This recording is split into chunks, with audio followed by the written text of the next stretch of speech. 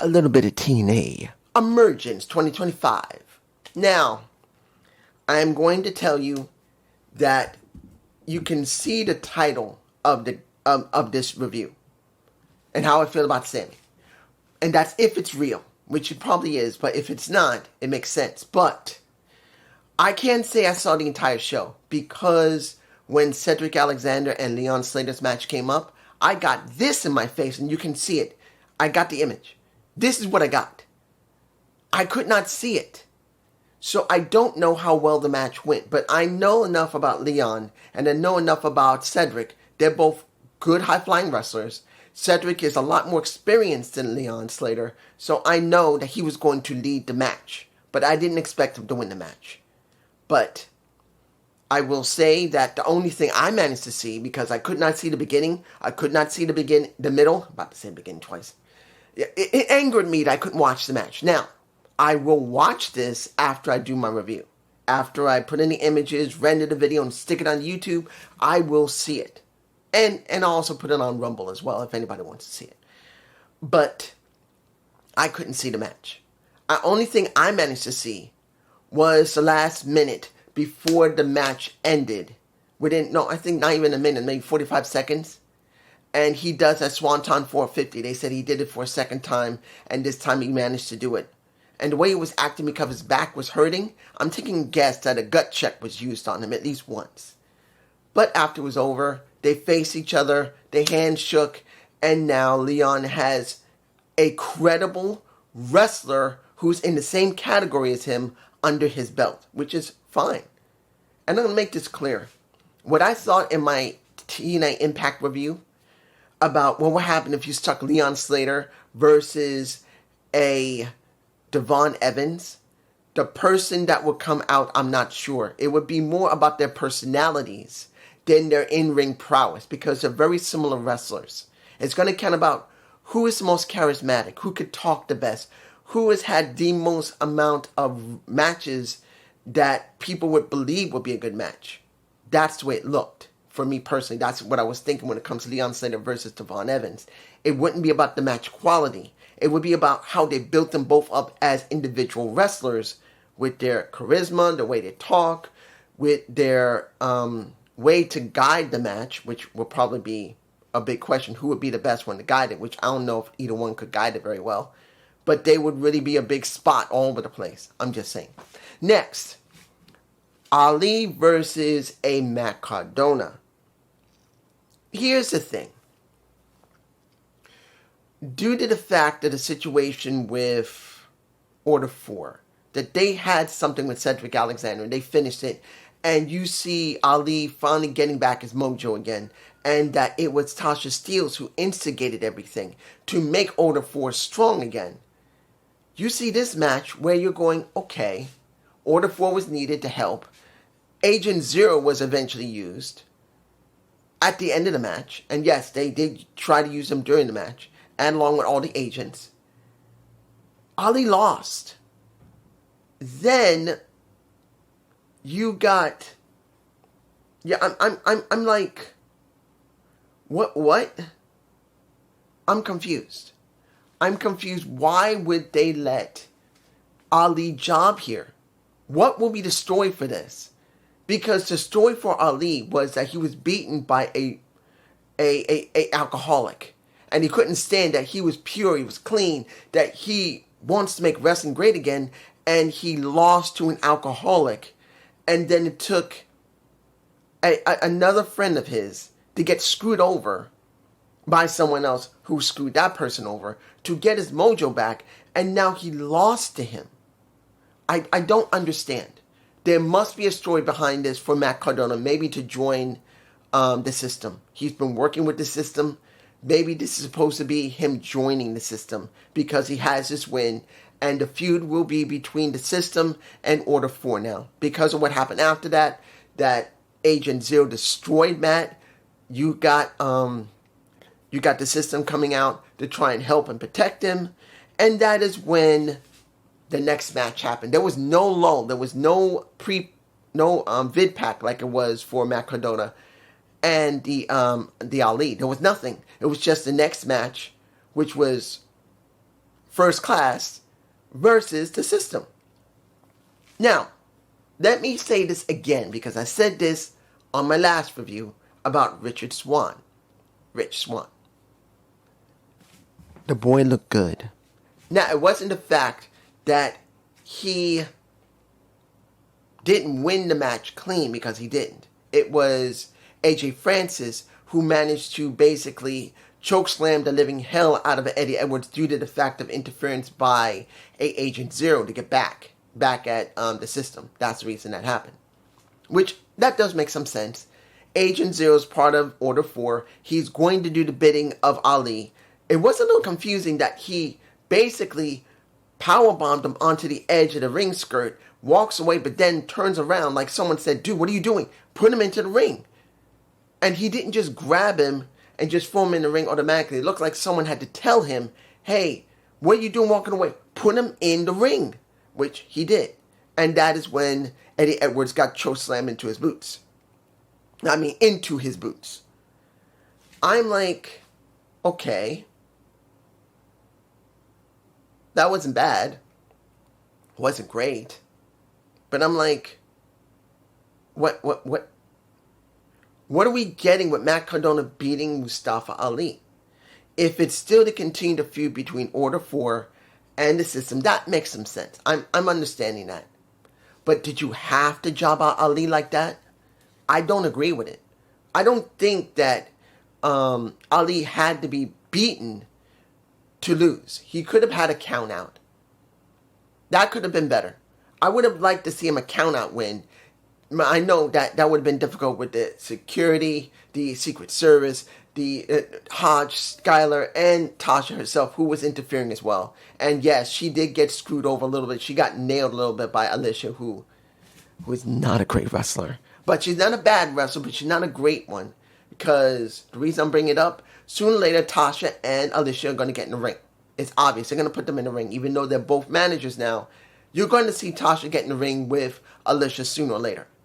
I didn't think Ali needed a job. Next, we got, before the Fatal 4-Way for the Knockouts tag titles, we had a little segment in the ring. And I know I'm leaving it last. Yes, Santana and Sami Callihan. That's last. I'm not talking about it. But before we got the match, we got Jazz in the ring. We got Tommy Dreamer in the ring. We got a little podium. And we got, which was really nice.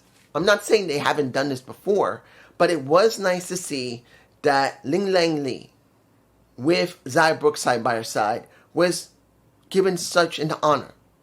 Now, what do I mean? Pretty much, she, just like what happened with NXT, she left her country, she left China, to come to America, and she went to NXT.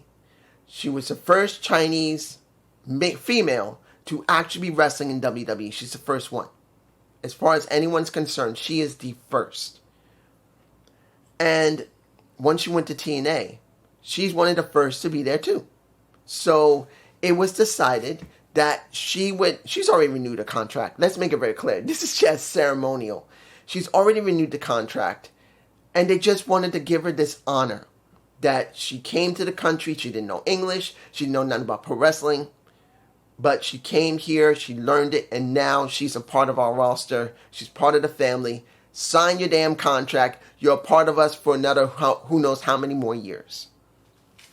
And I know that's just ceremonial. Not everyone's going to say, oh, that's just, why? Why did they do it? It could mean something, guys. Let's make it very clear. She is literally the first Chinese woman that has been known to come to America, learn English, probably already wrestling. If she didn't know, she already knew martial arts. So she learned English, then she went wrestling, and now she's being honored. That means they put some stock in her. And that means something.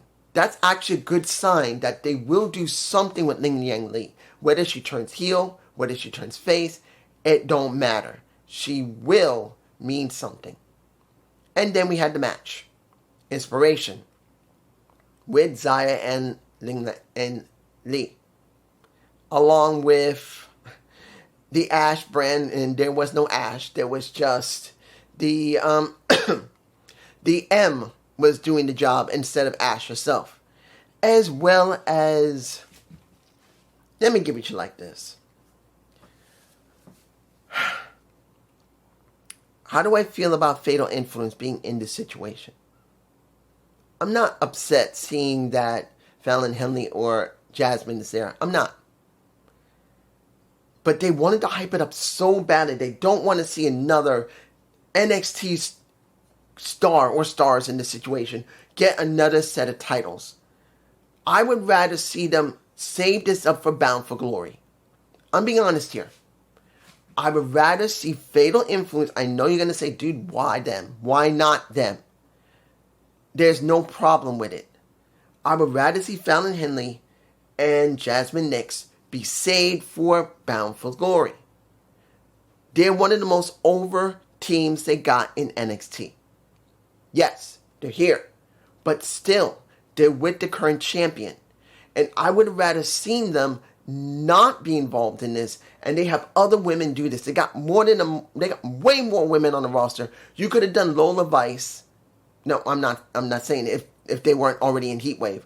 If it wasn't Lola Vice, you could have done something with Lola Vice. You could have done something with anybody else. Hell, you could have done this with Kiani Jordan.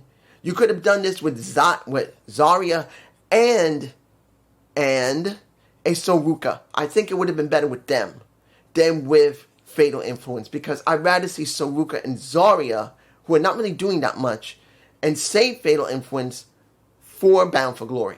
And I know they're not the greatest faction. It's not meant to be the greatest faction, but they are a very established faction that I think they should have used and utilized better than this. But as you already know, they just like to rush. In the end, we get M pinning. Who was the one who ate it? Jessie. I believe Jessie was the one who got pinned. It wasn't Cass. I think it was Jessie. And I gotta say this. Between the two who wrestled, Jessie and Cass, I will say Cass was a much more better wrestler than Jessie. And I'm not saying Jessie can't wrestle, but I can see you got Cass, then you got Jessie. That's the truth. And since Jessie seems sometimes to be an awkward person, doesn't mean she's a bad person, doesn't mean she isn't a beautiful person. It's just that she's a bit awkward compared to Cass. Cass is not as awkward as Jessie. And because she acts sometimes a little awkward, she looks like she telegraphs a lot of stuff. It doesn't mean she isn't a bad wrestler, it's just she gets awkward, she telegraphs her stuff, and she just is a little lower than Cass. I had to say it. Now, the match I really liked. I really liked this match.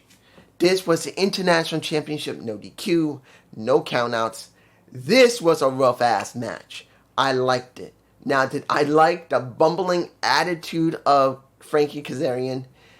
He has his moments, and he was okay.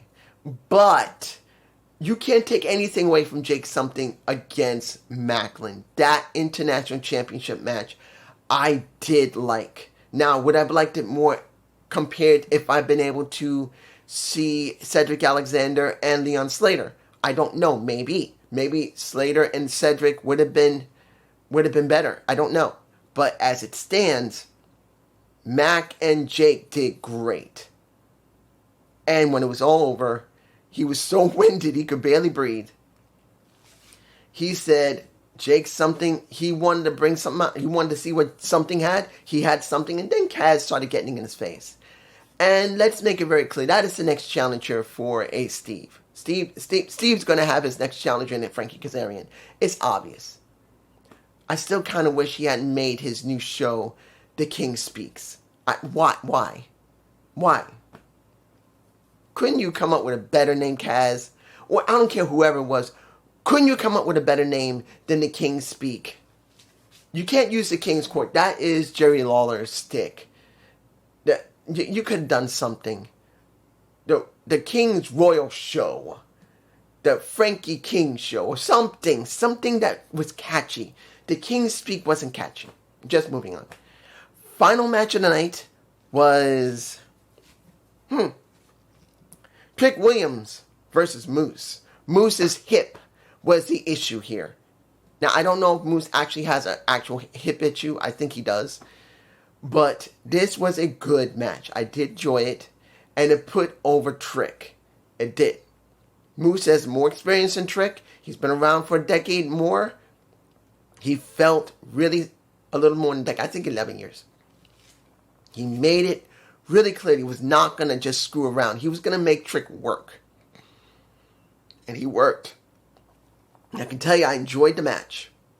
In the end, what happened? Ref get nailed by Trick. Moose almost had it. Couldn't get it. Moose got not one trick shot. I believe he got 3 trick shots. And he lost. And I wish Carlos Silva was not the one to keep going into the ring to hand the damn belt over to whoever it is. Now, I can understand why he's doing it. Let me say this. A little side tangent. If he's going to be there, if you're going to have Carlos Silva show himself more often, then what is the point of Santino Marella? I'm sorry. Santino Marella, if they had to have someone hand a title, it should have been Santino as the Director of Authority. I'm sorry. Seeing Carlos Silva do it, yes, it does make it more like it's more official because he doesn't really do any stories. He's not a manager. He's not a general manager. He's nobody but the president of TNA. And understand it. But he's not like... he's not Scott D'Amore. And if he's going to do that, he has to be like a Scott D'Amore. He's got to be like a manager, or in this case, well, not manager, but a director. A general manager or a director. It just, seeing him as president doesn't feel correct. It just doesn't. And it just irks me that you do have Santino Marella. He should be doing it instead of Carlos Silva doing it. Yes, it makes it more official, but it should be saved, and I'll say it again, saved, for really important times like Slammiversary, I can understand. Bound for Glory, I can understand. If you bring back Genesis, I understand. But Emergence, the president of TNA, being like this, and I know you're going to say, dude, well, Trick is a NXT star. That's why he's doing it. No. If you're going to bring the actual president of the company out, make it mean something. Let Santino do it. And then when it's the really important pay-per-views like Slammiversary, where he showed up, which I didn't have a problem with, and Bound for Glory, let him do it. Moving on. Let's talk about... How did I feel about... I gotta say this. I forgot about the kickoff. So I did not see Indy Hartwell dealing with Rosemary. I've forgotten. But they did show the snippet of her winning and almost getting sprayed in the face. And now I'm getting a little confused. Because you've got Danny Luna, who saved Indy from getting sprayed in the face again. And then she's saying, you know what, you had a chance to, you could become champion. And if it wasn't for me saving you, you wouldn't get this chance. And now she said, look, I thank you and appreciate you being by my side. But if I'm going to go and become champ, I got to do it alone. And I'm going to do this. Now, I know someone said Indy doesn't really wrestle well. She sucks. She's not as good as Mariah May or the Blake Monroe or a Harley Cameron. Let me say this to this person or any people. Every wrestler has a strength and weakness. You may not like it, but she's been on the roster for a while. She had been over. People did cheer for her. If you don't like her, it's understandable. But saying, if you're being objective, that she can't wrestle at all is not truthful. She can wrestle. Is she a great wrestler? No, she's a good wrestler. You can say that. There's nothing wrong with it. Saying that she can't wrestle at all compared to a Blake Monroe or a Harley Cameron. Look, I'm going to be honest here.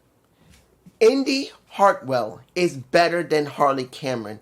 And understand, I like Harley Cameron, taken away from how big her titties are. And I'm telling you right now, Harley Cameron, gorgeous woman with great set of tits. Then you got Blake Monroe, gorgeous woman. Her tits are not big, her butt's not big, but she's overall a very beautiful woman. If you're going to say who is the best wrestler between the three, you could easily say Blake Monroe is the best wrestler.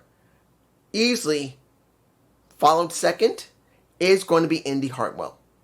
Then you're going to have Harley Cameron last. And that's not anything against her. It's just that if you're going to be by pure wrestling capability, if you're ranking them, Blake Monroe, Indy Hartwell is just below her. And then Harley Cameron is behind them. And I think it's only due to the fact that she hasn't had enough experience yet, taking away how big her titties are. And I know everyone loves those titties. Who doesn't love them? We all do. But I'm seeing them by perspective. I'm not saying that none of them can wrestle, because they can wrestle. It's just that there's certain levels to it. And Indy can wrestle. She's a good wrestler. Is she a great wrestler? No. But she's a good one. Moving on. Final match. Let's get this done. Mike Santana versus Sami Callihan. Now this is where it goes off the rails. And this angers me. Let's make this very clear before I even talk about the match quality and what I thought was good in the match. If this is real, that Sami is officially retired, if this is real, and it could easily be real, I am very disappointed in Tommy Dreamer and Carlos Silva, and that this was allowed to happen. Even if Sami himself wanted it here instead of Bound for Glory, it should have been at Bound for Glory because of who he is. I'm sorry. They should have waited the last month and a half, near 2, for him to be doing this. Not here at Emergence. This was bullshit. If it is a real retirement, he should not be doing it here. It is wrong. Now, let's get to what we got. Sami came out he went and said hi to his best friends and even spoke once he got in the ring after Santana already came out. He said, I hope everybody's enjoying themselves in Baltimore. This is my possible last match. My 2 best friends I've known for my entire life are there, and they are celebrating their 20-year anniversary. And I'm going to state it again. I'm going to go out the way I want to go. And that's almost forgot. That is before Santana agreed. I'm kind of getting things a little confused because I'm still angry that if this is real, this was wrong. But he made it very clear that this match, I want to go out my way. I want it as a street fight. Not surprised about that. He throws the mic. This is the part. He throws the mic at Mike. He misses it. The ref had to go out and grab it. He takes it. He says, my bad. And then hands it to Mike Santana, who basically says, look, we got our history. We know each other. If this is what you want, brother, you're going to get it. And we get the street fight. Was it a good street fight? Yes, it was. You got to see the best of Sami Callihan, where the only thing he didn't do, spit in his hand, that stuff come down, and like that. That can hurt if you don't. If that was someone's chest, my hand would be hurting. That shows if your hands are hurting, that means you did it right. But it was a good match. I will say I did enjoy the match. Santana did what Santana did, and he beat him. I thought they may do a screwy ending because this wasn't the right place to do this if this is real. But Santana pinned him, and he was upset. He was mad that he had to beat his friend. So he did not leave the ring. He told him to get his ass up. And I believe I got the shot in my face. They fist pump. And then Sami sits onto the middle of the ring, takes off his boots, puts him in the middle of the ring, bows his head. He's crying. Looks like he's crying. Then he leaves the ring. Walks away. End of the era. He goes into the back. We get everyone cheering him. There was one person that should have been there. And this is what angers me. If this was real. They should have been on screen. They should have been there. His fiancée, Havoc, should have been there. Havoc should have been in the audience. Havoc should have been in the back. If this was his true last match, if it's true, Havoc should have been there. She should have been there. They're engaged to be married. They've been engaged for 4 years, from what I understand. They're still engaged. People take a long time to get married. That's how they are. They should have been together if this was real. But when you saw Eric Young get into Sami's face saying, this is stupid, what all this is stupid, and then who was out there was a Joe Henry. He got upset seeing that Sami lost, and once Eric was in Sami's face, Joe gets in his face, and Sami is saying, what's your problem? He said, you shouldn't be doing this. And he points to Joe and said, this is all your fault. And he clearly states that. But after that, they hug, and everyone starts clapping, and it's over. I'm going to say this. It was a good TNA Plus show. I'm not going to say it wasn't. It was good. It wasn't perfect, but it was good. But if this is true, if it is true, and I will say the first class Poi, I believe that's his name, Pog Poi, the mascot of Maryland was there, and first class had to retreat, especially after Alicia smacks the taste out of the mouth of an AJ Francis, who is from there, and Rich, who is from there. It wasn't a bad show. But if this really was the last match of Sami Callihan, if, because I haven't checked, I don't know if this is his last match. If it legitimately is his last match, this was wrong. I'm saying it right now. This is bullshit. I don't care if Sami wanted this himself. This was absolutely wrong. He should have done this and Bound for Glory. He earned it. He earned it. Legitimately earned it. He earned to have his final match at Bound for Glory. This is bullshit. Where is the loyalty of TNA management? Where is Tommy Dreamer? Huh? If this is real. If this is real, where's Tommy Dreamer? Where's the loyalty of TNA right now? Even if Sami didn't want this, they could have lied to him and say, look, we can't schedule it now. Let's do this at Bound for Glory, okay? We can't do it right now. He would have had no choice but to do it. But that would have been better for one of the most influential wrestlers that TNA has had in years and decades. If this is real, has his last match on Emergence. This is bullshit. I'm sorry. And I know you're going to say, well, maybe Santana's going to win at Bound for Glory. They could have picked someone else than Santana. They could have picked someone else. You could have had Eddie. Eddie Edwards is synonymous with Sami Callihan. He could have done the job. But no, we get this. Eddie gave him a hug after he had his match. You can see it. I got it in my face. He hugged him. He could have done the job at Bound for Glory. But this is just me. Peace.